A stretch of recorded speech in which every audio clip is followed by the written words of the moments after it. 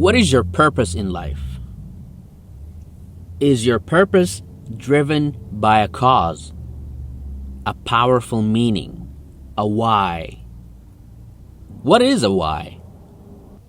Well, here, Simon Sinek explains it from the TED stage. About 3.5 years ago, I made a discovery. And this discovery profoundly changed my view on how I thought the world worked, and it even profoundly changed the way in which I operate in it.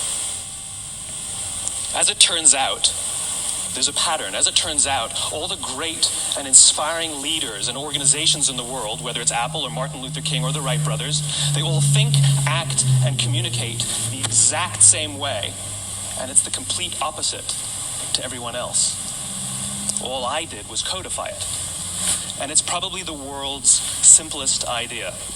I call it the golden circle. Why, how, what? This little idea explains why some organizations and some leaders are able to inspire where others aren't. Let me define the terms really quickly. Every single person, every single organization on the planet knows what they do. And welcome to TED Talk Tuesday, a new series on my podcast, and this is episode 1.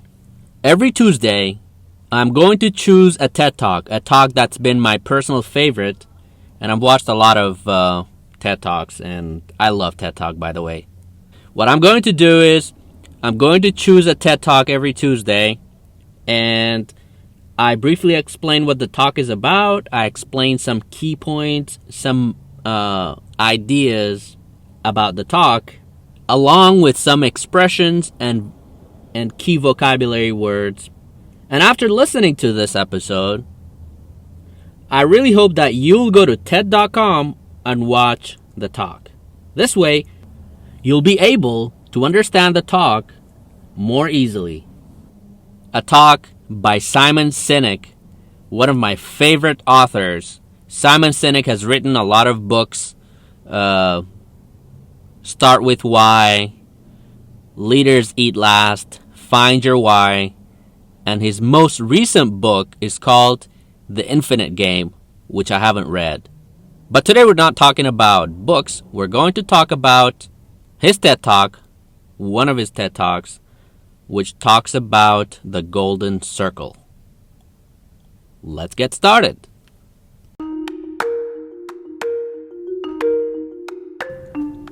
Hello, this is Z from Easy, the English Zone, a podcast where you can learn, practice, and improve your English the easy way. Welcome back to another episode. Welcome back to another topic. Today's episode is a very powerful episode because we're going to talk about purpose. The purpose in life, purpose in work, purpose in what we do, why we do it, how we do it. And all of these and more are explained in a TED Talk by Simon Sinek. The title of the TED Talk is How Great Leaders Inspire Action. And actually, it's one of the most viewed TED Talks from TED.com. It's got 51,546,000 views as of right now, or last time I checked. And the talk is 17 minutes and 49 seconds. And by the way, if you haven't watched videos from TED Talk, I highly recommend it. TED.com, TED.com. You can find thousands of videos and talks by experts, professionals, and all of these talks are very entertaining and inspiring, very educational and intellectual, inspirational stuff. So you can learn, and there are thousands of talks about any topics you want. Leadership, biology, business, and all these professionals, all these famous people, experts in so many different fields, they give talks. And the coolest thing is, because it's really good for language learners. It's really good because there are a lot of subtitles available in every talk. And for this one, How Great Leaders Inspire Action, subtitles are available in 48 languages. So even if your English is not very, very good and you want to improve your English more, you can click on the subtitle and choose the subtitle in your language, in your mother tongue, so that you can listen and read and understand the talk if you need subtitles. However, if your English level is like higher intermediate, advanced level, I highly recommend that you only use the English subtitle so you won't translate everything in your head and instead focus on listening and understanding in English. But if your English is a little bit lower, then that's okay. Turn on the Arabic subtitle or Spanish or Portuguese, Italian. That's fine. You will still learn a lot of good information and good knowledge and vocabulary. So, this talk, like I said, is about how great leaders inspire action. And I'm going to quote Simon Sinek, as in the beginning of the episode, I shared a clip from him. He said, "As it turns out, as it appears, all the great inspiring leaders and organizations in the world, whether it's Apple, like Steve Jobs, or Martin Luther King, or the Wright brothers that invented the flying machine, the airplane," he says all of these people think, act, and communicate the exact same way. And how does he know this? Well, he said, according to him, he made a discovery. He found something that changed the course of his life, the way he communicated, the way he worked, and the way he saw the world. And he said, in this talk, he talks about that discovery, this crazy thing that he found, this idea that he talks about 3 things that are very important in life: what, how, why. And he says almost all people, everyone in the world, knows what they do, right? And when you ask someone, what do you do? I'm a teacher, I'm a doctor, right? Most people know how they do it. That means if you tell them, oh, how do you teach? If you are an engineer, how do you build stuff, right? How, the process. Most people know how they do it. All people know what they do. But very, very few people know why they do what they do. And that's what he discovered. Why you do it, right? If you ask someone, why do you do it? Why do you wake up in the morning? You can't say, oh, because I have to go to work, right? Why do you go to work? Well, because I need money.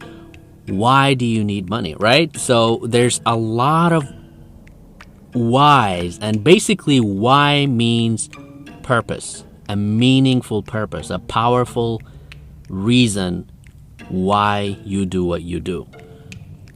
And so he says people don't buy what you do. People buy why you do it. What does this mean?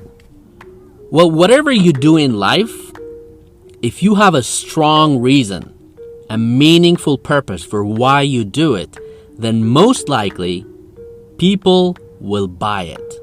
They will buy that idea from you, that product, that thing. Let me give you a simpler example. Are you on social media?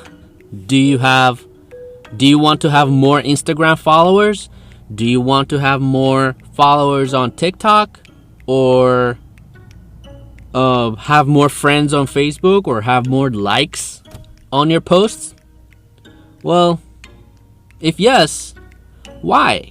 Why do you want more Instagram followers? To get more likes and comments? If yes, why? And by the way, if that's the reason, that is not a meaningful purpose. That's weak. The reason must be bigger. And in fact, the goal should not be having more Instagram followers. The purpose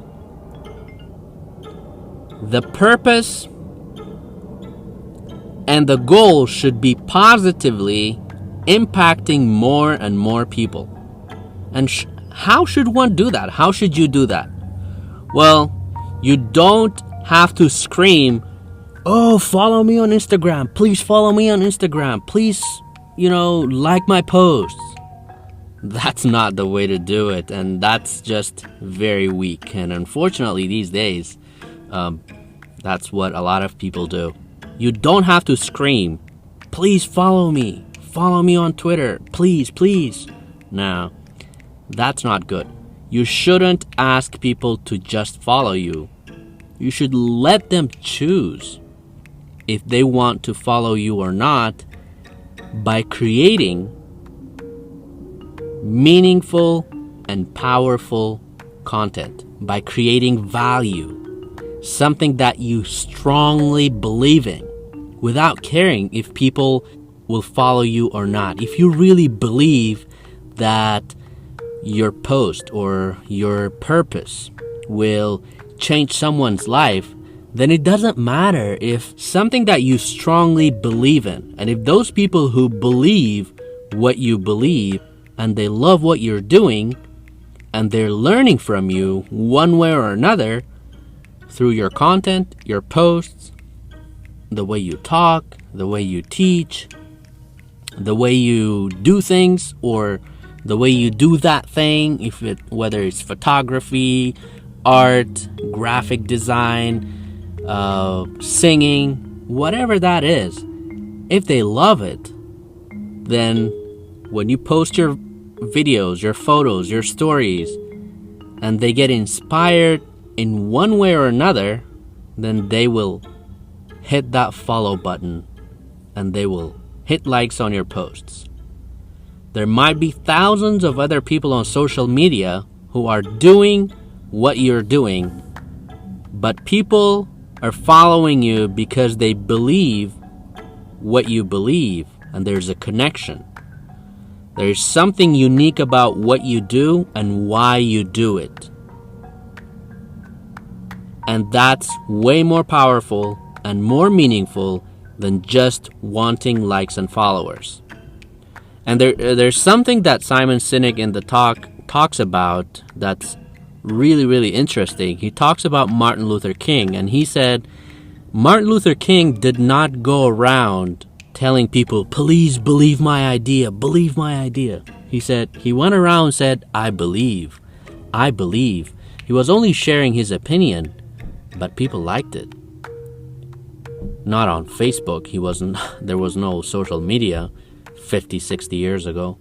So they didn't like his post. They liked his idea. And they followed him. Again, they didn't follow him on Instagram. They followed his ideas. And so he said, I have a dream. I believe. And people followed. That's way more important, and that's way more powerful and more meaningful than just wanting attention.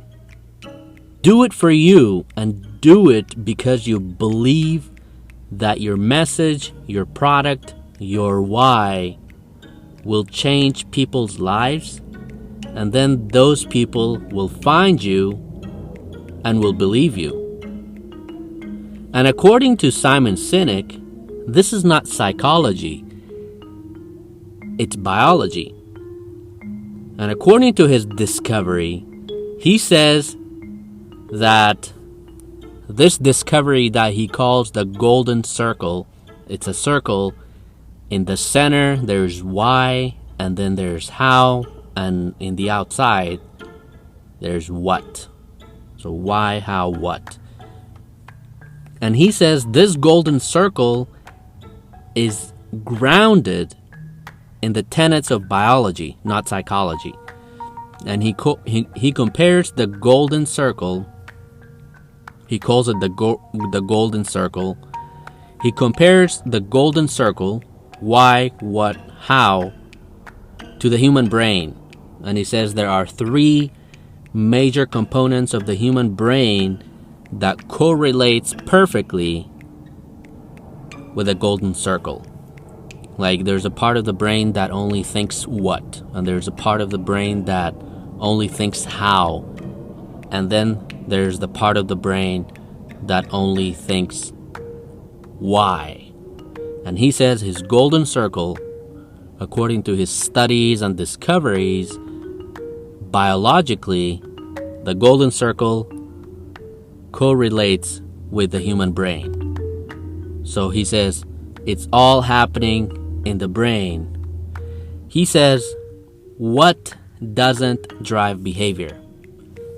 Like, if you have a product and you just say, hey, come buy this product, this phone, he says, that doesn't make people behave in a certain way, but why and how do it.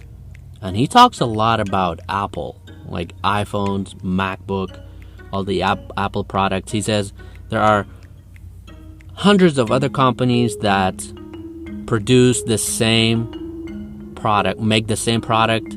They have access to the same engineers, the same experts, but there's something unique about Apple products because people believe what they believe. They think from inside out, not outside in. They think with a why, not with a what. And that's why people believe, or those people who like Apple products, like myself, I love iPhones because it does everything that I need, and so it serves me well, and that's why I love it. Maybe I don't like all the things about iPhone, like I hate iCloud, but that's fine. And so that's one thing that you need to figure out.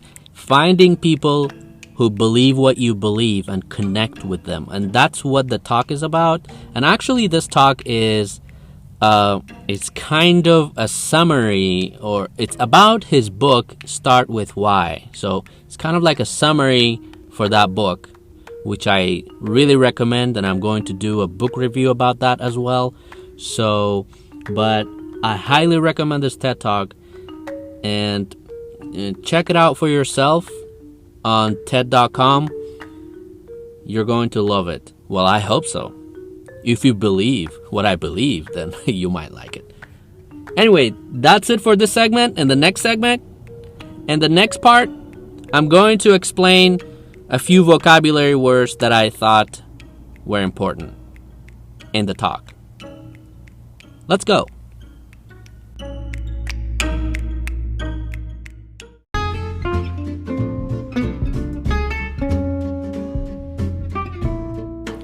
It's interesting that my TED Talk review is longer than the TED Talk itself, but that's fine because this is a different way because I'm explaining vocabulary and I'm explaining other stuff, so that's fine. But it's funny. So anyway, the first word is orator, orator, orator, orator, or Americans say orator, orator. It's weird. O-R-A-T-O-R. An orator is a public speaker, especially one who is skilled and really good at talking in public. And he talked about Martin Luther King not being the best orator of his time, but he was still really good because people believed what he believed. So you don't have to be the best public speaker to express an idea or to give a presentation. Next word is codify. Codify means to arrange rules or laws into a systematic code, to organize something in a proper order. And that's when he was talking about the what, why, how, and how it's in biology, and all he did was codify it. The next word is the status quo. This is actually a really good phrase. It's very common. Challenging the status quo.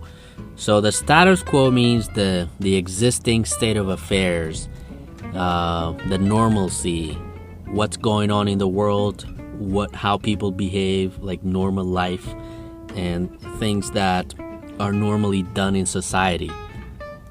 For example, if you're comfortable living with a status quo, it means you are okay living a normal life and you don't like change. So you just want to have a normal job, a stable job, go to work, go home, and do things. So not challenging the status quo means just accepting normalcy. But if you challenge the status quo, and he says that's what Apple did, they challenged the status quo by wanting to be different and thinking different. Next word is gut decision. So sometimes we need to make gut decisions that come from the stomach, right?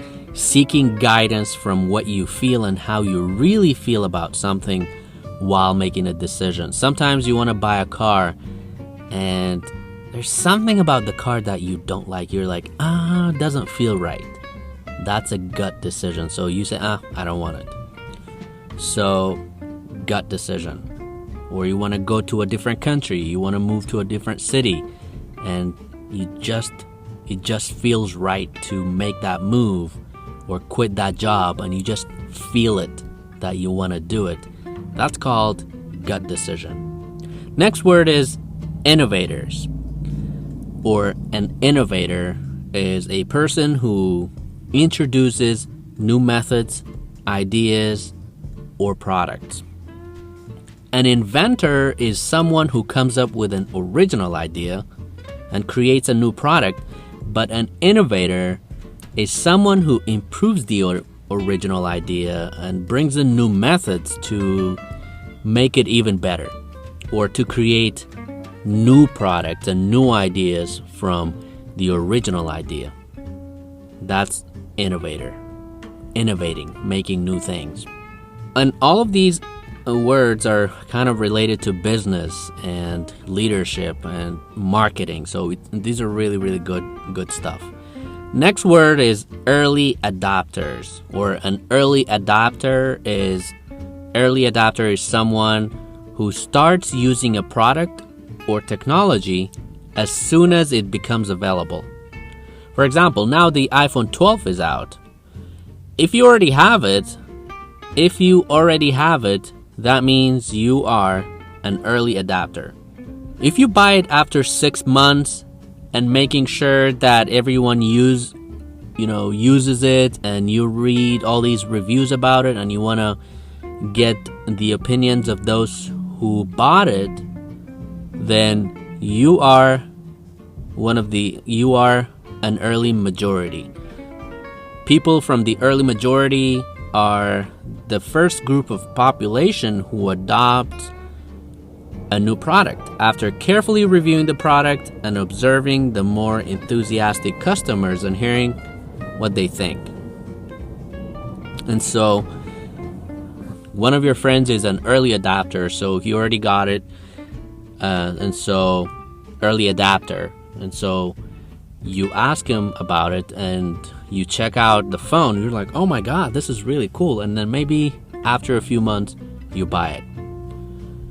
But if you don't, and you want to wait, see what the majority of the population think about iPhone 12, and it's already successful, and it's really, really good, the charging is good, the camera is really good, and then maybe you buy it, then maybe you belong to the late majority. And the late majority is the second group of the population, which is about 34% of the population, who will adopt a new product only after seeing that the majority of the population already bought it and it's successful. But if you don't belong to this group, maybe you are a laggard. A laggard is a person who makes slow progress and falls behind others. And this group will probably buy the new iPhone 12 maybe 10 years later. No, probably not 10 years, but maybe for me, maybe I'm a laggard. Because maybe I'll buy maybe I'll buy it next year, right? Which group do you think you belong to? Are you a laggard? Just like me? Because I'm not sure. If my phone is perfectly fine and everything works, then why do I need a new phone? I don't know. But again, if you really believe what they believe and you want to be first, then maybe you want to have it as soon as it comes out. And the last phrase, the last vocabulary word is hands down. Hands down is a good idiom or a good phrase, which means easily, decisively, effortlessly, or without question or without dispute. There's no dispute. If I say iPhones hands down are the best smartphones, it means there's no dispute. There's no dispute with me, but maybe someone else would disagree, but hands down means easily, right? Or if you say Cristiano Ronaldo is the best player, hands down, it means easily.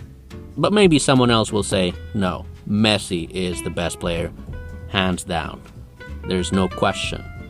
And that brings us to the end of TED Talk Tuesday episode 1. If you like this episode, please share it with your friends on social media, on Instagram, Facebook. Share the link so that more people will benefit and learn English the easy way. Thank you very much for listening. I'll see you soon. The difference was Orville and Wilbur were driven by a cause, by a purpose, by a belief. They believed that if they could figure out this flying machine, it'll change the course of the world. Samuel Pierpont Langley was different. He wanted to be rich and he wanted to be famous. He was in pursuit of the result. He was in pursuit of the riches. And lo and behold, look what happened. The people who believed in the Wright brothers' dream worked with them with blood and sweat and tears. The others just worked for the paycheck. And they tell stories of how every time the Wright brothers went out, they would have to take 5 sets of parts because that's how many times they would crash before they came in for supper. And eventually on December 17th, 1903, the Wright brothers took flight. And no one was there to even experience it. We found out about it a few days later. And further proof that Langley was motivated by the wrong thing, the day the Wright brothers took flight, he quit. He could have said, that's an amazing discovery, guys, and I will improve.